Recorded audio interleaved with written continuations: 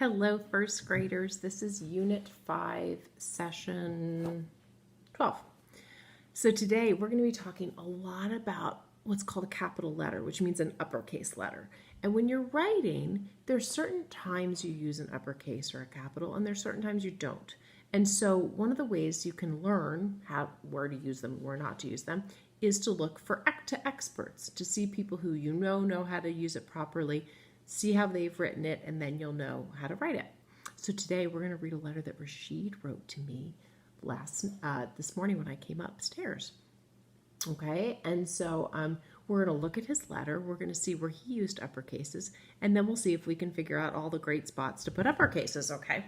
So I'm going to move Rashid over a little bit so you can see the letter really super well, and let's read this all together. Okay, move that back just a wee bit, just like that. Perfect. Okay, so let's read this together. It says Wednesday, May 27th, 2020. So that's this morning. Dear first graders, last night I got a little hungry after Mrs. Chasman went to sleep. I didn't want to wake her up. He's so thoughtful. So I went into the kitchen to see what there was to eat. I found some Ben and Jerry's ice cream in the freezer. Boy, was I excited. I ate all of the Cherry Garcia pint of ice cream. Yummy! Then I got all warm in my blanket from Target and I fell fast asleep. Boy, do I love ice cream. Your friend Rashid. Okay? So what I want you to notice is I want you to start seeing where do you see uppercases, okay? And if you see an uppercase, I want you to point it out. I'm going to start at the very beginning so we can see it. That's right. You might have noticed Wednesday up here. That's an uppercase. Days of the week need to be uppercase. Also May, that's a month. That's uppercase. So we've got, let me write here. I'm going to write right on here. Days of the week. Days of week. Can you see that? Yeah, I think so. Week and days and months of the year. Those need to be uppercased, okay? All the days of the week and the months. Okay. Then we have dear, this D, and first graders, it's like your name, right? So the beginning, the word dear in a letter is always uppercase, and then whoever it's written to is going to be uppercase as well, because it's like, this is first graders, that's like your name in the situation. If it were just to you, it might be, dear Maya or dear Ava or whatever your name would be. Then the other one we have here is we have the L in last night, and we have the I, and we have the M in Mrs., and the C in Chasman. Okay, so the L in last night needs to be uppercase because that's the beginning of the sentence, and always at the beginning of the sentence you have an uppercase. The word I always is uppercased, so we'll say beginning of sentence, begin sentence. When you're speaking about yourself, I is always, when it's the word, is always uppercase, and then names are always uppercase, okay? Let's see what else we have. We have another I here. I didn't want to wake her up, so I went to the kitchen to see what there was to eat. There's another I, found some Ben, B, and Jerry's ice cream in the freezer. Now, Ben and Jerry's, why do you think those are uppercases?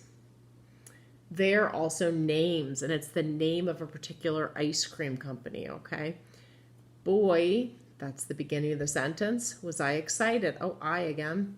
I ate all the Cherry Garcia pint of ice cream. Now, why is the C in Cherry and the G in Garcia uppercase? That's right, they're names again. That's the name of that particular ice cream. It's very yummy if you've never had it. All right, and then Y in yummy.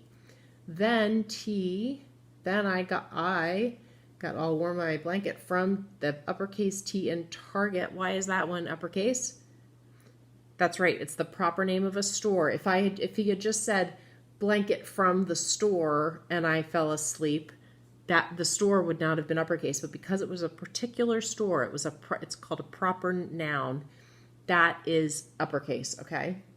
B and boy, do I love ice cream. And then this is the salutation, meaning the ending of your sentence, your letter.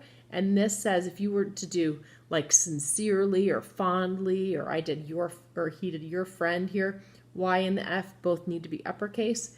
That's just one of those, that's like an end of the letter thing that you do need to uppercase those.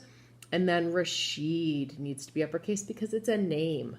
Okay, so if you look here in your packet that we've given you, you'll see two papers that help. This one says, this gives you ideas of how to study an expert. Okay, so this is just if you're trying to understand how to use something more properly, look to the experts, look to books that you have written, and see how they use the words and how they use the punctuation. Here, this is all about capital letters. So this is what we just started. This is what we just talked about. Dates need to be uppercase. The name of a person, name of a person or a place need to be uppercase. Start or the ending of a letter need to be uppercase. The word I needs to be uppercase, and the start of sentences. So this is what we just covered here in this letter, okay?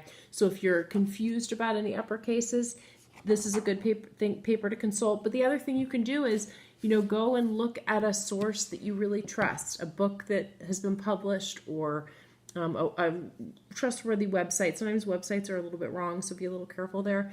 But most books have it properly done, because when someone writes a book, I don't know if you guys know this or not, but then there's an editor, and the editor makes sure that all the uppercases in the right places and the punctuation's in the right place, and they're usually pretty accurate. Alrighty, so this is just these are just good little things to remember. We realize that when you're doing your writing, boys and girls, it's often really hard to remember which one's uppercase, which one's lowercase, and where to put them all. That's a hard thing to remember when you're writing. So when you're doing your actual writing, don't worry so much about it. But then after you've written everything you want to write, go back and do that editing thing. Fix it. So, and all you have to do is, let's pretend I wrote this and I forgot to write the D uppercase for Dear First Graders. If I had written just Dear First Graders, then I went back and looked at it and said, oh no, I messed up. I should have written an uppercase. You could just cross it out and write an uppercase. Or a really fancy technique that's a proofreading technique is that you can underline it 3 times. And that means that was supposed to be uppercase, but you just messed up. Okay, so you could cross it out and rewrite it. Or you could put 3 lines under it. But that way, when you're actually doing your writing, you don't have to worry about, oh no, have I forgotten an uppercase or a lowercase? But that way, you can go back and check it later and make sure you get it right. Because it does matter. You do want to make sure it's correct eventually. But when you're first writing, it's hard to remember all that stuff. Okay? And probably the most important one for you guys to really work on this year is the beginning of a sentence start with an uppercase, because then the reader says, oh, this is a new sentence, just in case you forgot to put a period or something before that. And the word I. Try to make sure you always get the word I uppercase. That's a really important one. A lot of people forget to do that. And people's names. If you could remember these 3 moving into 2nd grade, you'll be pretty good to go. You just have to learn a few more. All right. Have a good day, guys. Bye.